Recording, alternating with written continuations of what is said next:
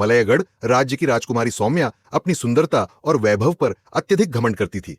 वह हमेशा महल के सेवकों और आम जनता को तुच्छ समझती और उन्हें अपमानित करने का कोई मौका नहीं छोड़ती। एक दिन महल में एक वृद्ध महिला भिक्षा मांगने आई।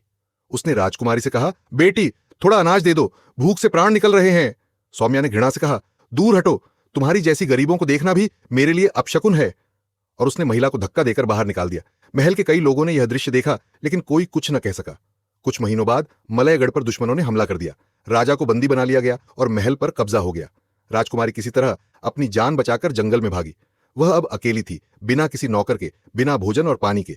भूख और थकान से बेहाल होकर वह एक गांव पहुंची और एक झोपड़ी के सामने जाकर बोली, कृपया मुझे खाने को कुछ दे दीजिए, मैं कई दिनों से भूखी हूं। झोपड़ी से वही वृद्ध महिला बाहर आई जिसे उसने एक बार अपमानित किया था।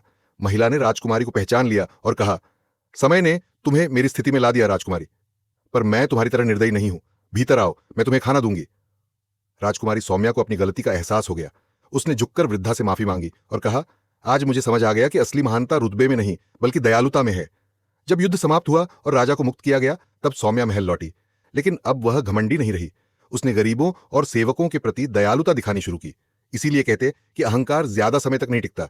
समय हमेशा हर घमंडी को उसकी असली जगह दिखाई देता है। आपकी इस पर क्या राय है? अपनी राय जरूर दे। बोलो राधे राधे।